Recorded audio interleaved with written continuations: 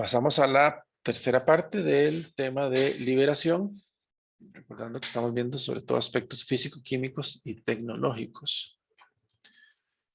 Ya vimos los aspectos o factores físico-químicos. Vamos a hablar ahora de factores tecnológicos o farmacotécnicos, es decir, que tienen que ver ahora sí con el proceso de fabricación de la forma farmacéutica. Y estos factores que inciden en la liberación de los fármacos, vamos a dividirlos en tres categorías. Los que dependen de la formulación, los que dependen del proceso de producción y factores que tienen que ver con el comportamiento del producto durante su envejecimiento natural o acelerado, es decir, durante su vida de estante, si queremos verlo así. Vamos a empezar con aquellos que dependen de la formulación. Es decir, ya no tanto del principio activo, sino de los diferentes excipientes. Y vamos a ir hablando un poco de cada uno de ellos, sabiendo que todos estos excipientes, pues, van a influir sobre humectabilidad de las partículas, efectos sobre la viscosidad del medio, sobre la humectabilidad inicial de la forma farmacéutica. Pueden estar involucrados en la formación de complejos o de interacciones con el principio activo. Pueden influir sobre el sitio de liberación por un efecto del pH o sobre la desintegración de la forma farmacéutica o también sobre la estabilidad física y química de la forma farmacéutica. Entonces vamos a ir analizando uno por uno los diferentes excipientes o tipos de excipientes. Empezando con los diluyentes. ¿Qué son los diluyentes? Es un excipiente que se agrega para darle masa, para darle volumen a una tableta. Como les había puesto un ejemplo anteriormente, hay formulaciones que del principio activo lo que requieren son cantidades en el orden de los microgramos. Normalmente, cuando el principio activo es de características hormonales, anticonceptivos u otros. Entonces, ¿verdad? Si requiere 0.1 microgramos, ¿verdad? Hay que darle volumen a esa tableta para que sea manejable. Para esto funcionan los diluyentes. Y los diluyentes pueden ser hidrosolubles. Verá que en estos casos podrían favorecer la disolución del principio activo al mejorar la humectación de las partículas, pero en ocasiones podrían competir con el principio activo por el medio disolvente, es decir, por el agua, el disolvente, para esa disolución. Entonces ahí lo importante que quiero que quede claro en todos estos factores que vamos a ver a continuación es que cada uno de ellos hay que evaluarlo en la práctica, a ver cómo afecta el desempeño. Ahora, en términos generales, si el principio activo presenta dificultades en su disolución, pero no es de difícil humectación, es preferible emplear un diluyente insoluble, o sea que no sea hidrosoluble, por ejemplo, la celulosa microcristalina. Ahora, si el fármaco más bien es hidrofóbico, o sea, de difícil humectación, poco soluble en agua, ahí sería conveniente considerar la incorporación de un tensioactivo a la fórmula, por ejemplo, el lauril sulfato de sodio. Entonces son cosas que, a ver, esto es mucho de experiencia. Aquí simplemente estamos dando un vistazo, pero es mucho de experiencia, de saber qué hacer en cada caso. Procedemos a hablar un poco de los aglutinantes. Son aquellos excipientes que proveen cohesión, ¿verdad? Como un pegamento para la formación de los gránulos y favorecen la consolidación del comprimido en el proceso de compresión. Suelen asociarse con procesos de granulación húmeda, pero también puede hablarse de aglutinantes en seco. Más adelante veremos qué es esto de granulación húmeda o granulación en seco. Ahora, el tipo de aglutinante, a qué concentración se utilicen y el método empleado para la incorporación en la formulación afectan de manera muy significativa la disolución del principio activo. En general, los aglutinantes van a incrementar el tiempo de desintegración, pues, como ya lo hemos dicho, producen un incremento en la cohesión de las partículas. Es decir, la idea es que busque que las partículas permanezcan pegaditas unas con otras. Ahora, otra afirmación que podríamos hacer es que los aglutinantes poliméricos que tengan carácter hidrofílico favorecen la humectación de partículas hidrófobas de principio activo. Ahora, no en todos los casos van a mejorar la desintegración y la disolución, porque si son polímeros, pueden presentar efectos de incremento de viscosidad en el medio que rodea las partículas y otros efectos que están asociados con el grado de dispersión de los mismos, que tiene que ver con el equipo que se utiliza para mezclar. Entonces, igualmente, hay que evaluar.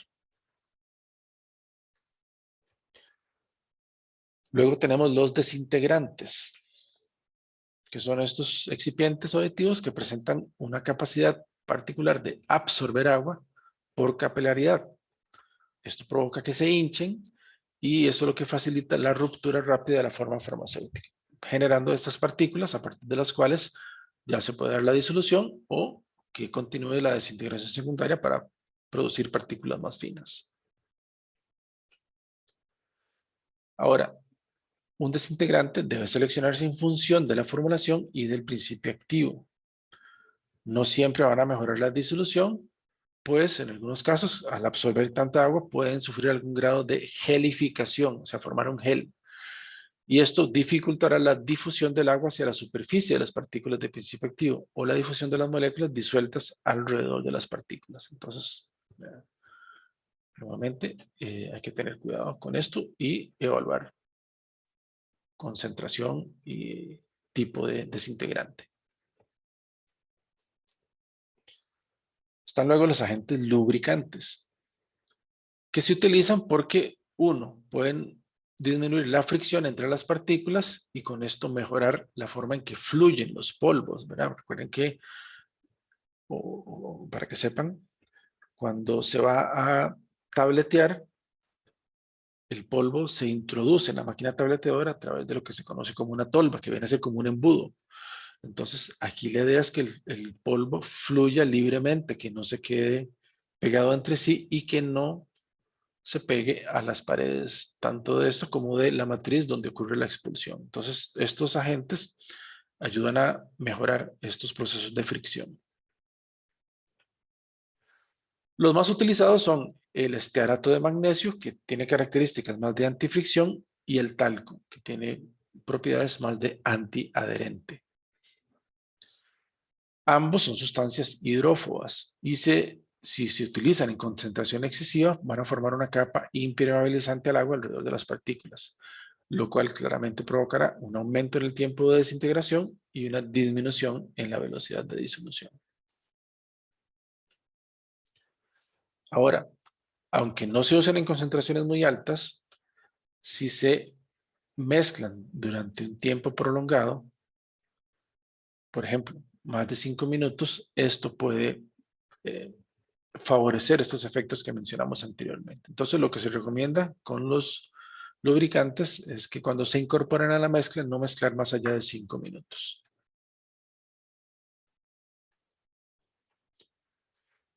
Con respecto a los colorantes, lo que podemos indicar es que estos normalmente son de características iónicas, pueden ser cationes o aniones. Y esto es el responsable del efecto negativo sobre la disolución. Verá, un ejemplo, el efecto del azul, número 1, sobre la disolución del sulfateciol en tabletas y la interacción de otros colorantes con tensioactivos y con polímeros de recubrimiento. ¿Verdad? Esto es porque pueden provocar diferentes efectos, formar complejos, interferir con la disolución, competir con el disolvente, etcétera, etcétera.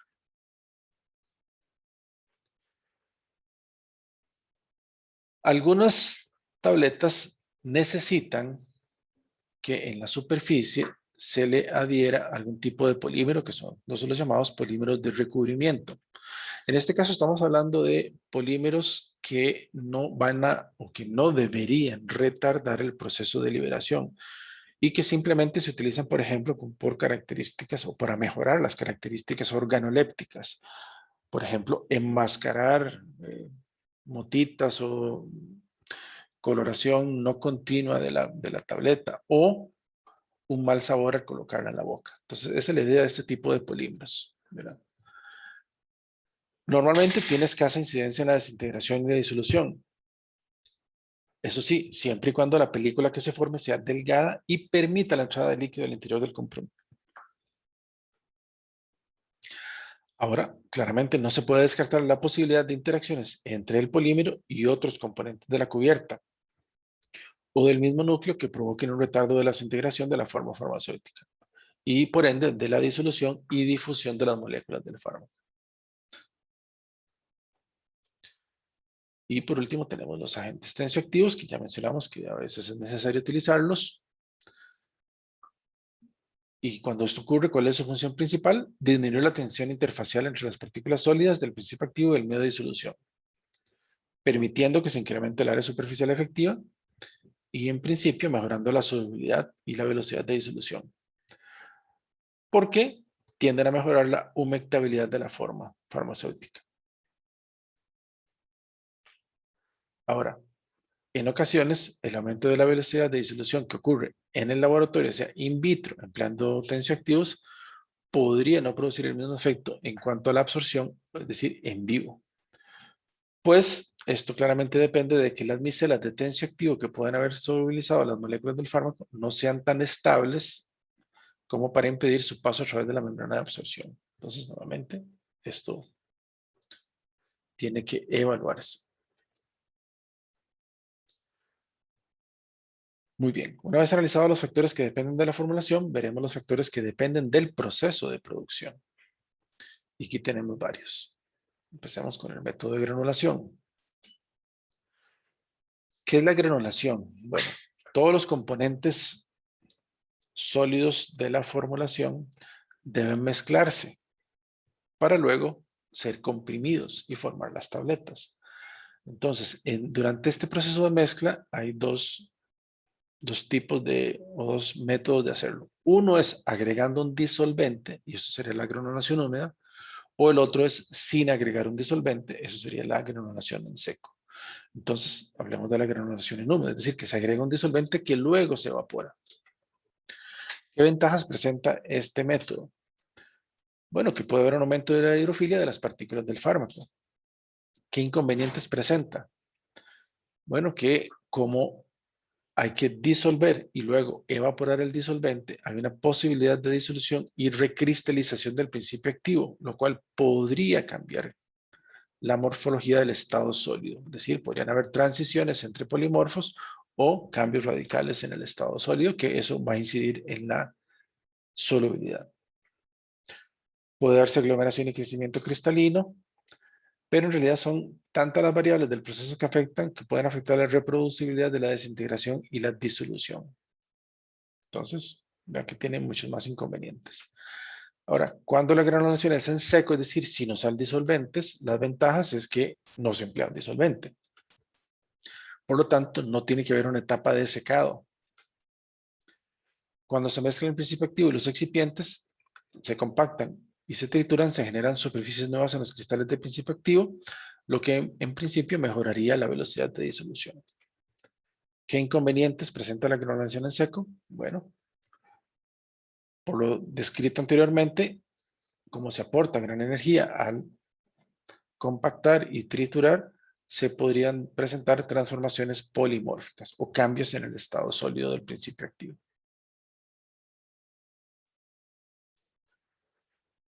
Cuando se requiere secado, por ejemplo, en los casos de la granulación en húmedo, la temperatura y el tiempo de secado pueden incidir sobre la estabilidad química del fármaco, es decir, podría acelerar una reacción de descomposición, podría favorecer la formación de ciertos polimorfos, claramente va a incidir sobre la humedad residual en el comprimido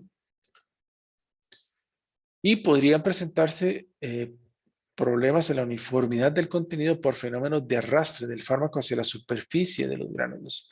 Porque aquí estamos hablando de una mezcla de todo el lote, donde se supone que la composición debe ser uniforme, es decir, no importa de dónde tomemos una muestra, la concentración de fármaco de principio activo sea la misma.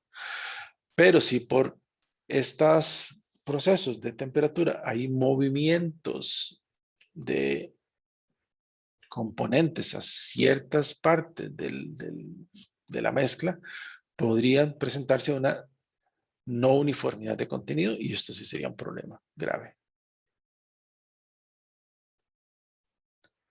En cuanto a la fuerza de compresión, va a afectar la densidad, porosidad y superficie de los gránulos que se obtienen después de la desintegración. Y claramente, cuanto mayor sea la fuerza de compresión aplicada, pues mayor será el tiempo de desintegración porque esta densidad, porosidad, van a verse afectadas en ese sentido. También se podría aplicar a la formación de un compacto del polvo cuando no se hacen tabletas, sino que son cápsulas, ¿verdad? Depende de qué tanto compacte ese polvo, pues entonces se puede afectar estos mismos factores. El asunto con la fuerza de compresión es que hay que evaluarla porque puede pasar cualquier cosa.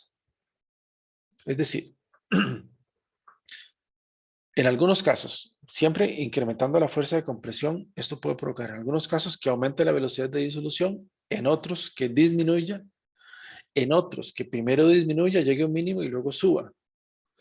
Y en otros casos que vaya aumentando, llegue a un máximo y luego disminuya. ¿Esto qué significa? Que no hay forma de saberlo. Digamos, si estoy preparando una formulación nueva, no voy a saber qué va a suceder con la velocidad de disolución al aumentar la fuerza de compresión y por lo tanto es una variable que tiene que evaluarse y validarse.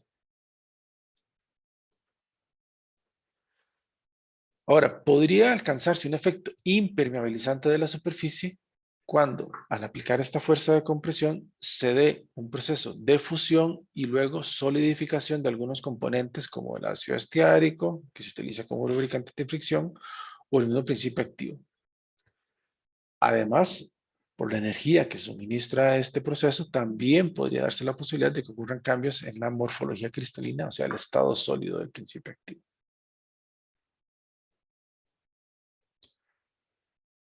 En cuanto al proceso de mezclado, ya lo habíamos mencionado, el efecto del tiempo de mezcla con los lubricantes, que va a influir sobre la velocidad de disolución, ya habíamos dicho, no más de 5 minutos. El efecto de la malaxación, que es el término técnico para lo que llamaríamos el amasado, ¿verdad? Esa mezcla de una mezcla, se hace tiempo de mezclado. Entonces, cuando se da una malaxación prolongada o altas velocidades de mezcla con el fluido granulante, esto puede provocar mayor dureza de las tabletas o gránulos con mayor cohesividad, causando una prolongación del tiempo de desintegración. Bueno, esto probablemente quienes cocinan y quienes hacen repostería, ¿verdad? Si van a hacer un queque y la masa esa se mezcla con mucha intensidad durante mucho tiempo, puede ser que ese queque no quede tan esponjoso, ¿verdad? Sino que quede muy compacto, ¿verdad? Entonces, este efecto es el que puede provocar esta circunstancia. Y luego tenemos las condiciones ambientales durante la fabricación. Entonces, temperatura y humedad relativa en las áreas de producción, envasado y almacenamiento de tabletas, cápsulas, polvos, granulados, puede, y de hecho lo hace en muchas ocasiones, afectar el porcentaje de humedad presente en el producto. Y esto va a incidir en, uno, la estabilidad química. Recuerden, entre mayor porcentaje de humedad, mayor probabilidad de que se den reacciones de descomposición. El grado de actividad de un desintegrante, el incremento en la dureza de los comprimidos, u otros fenómenos cuya incidencia en la liberación sería impredecible. Entonces, ¿esto qué significa? Bueno, que esa temperatura y la humedad relativa en las áreas de producción tiene que no solo conocerse, sino evaluarse y validarse para un proceso específico.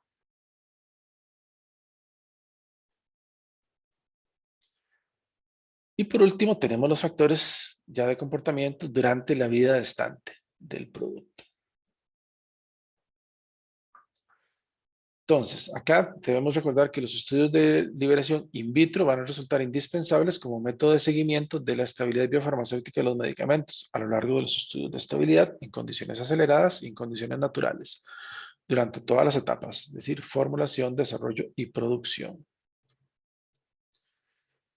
Y a manera de ilustración, nada más tener aquí presente esta escala donde se da una comparación general de la biodisponibilidad de forma farmacéutica y de administración oral.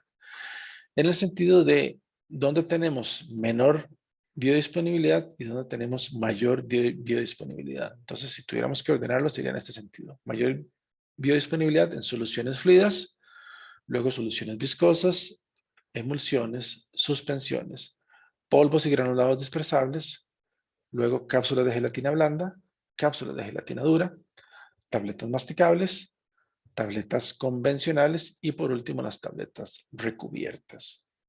Este sería el orden. Y como les dije anteriormente, ¿verdad? La idea con todos estos factores que hemos visto, ¿verdad? Que lo que se pretende es que reconozcan que el proceso de liberación y por ende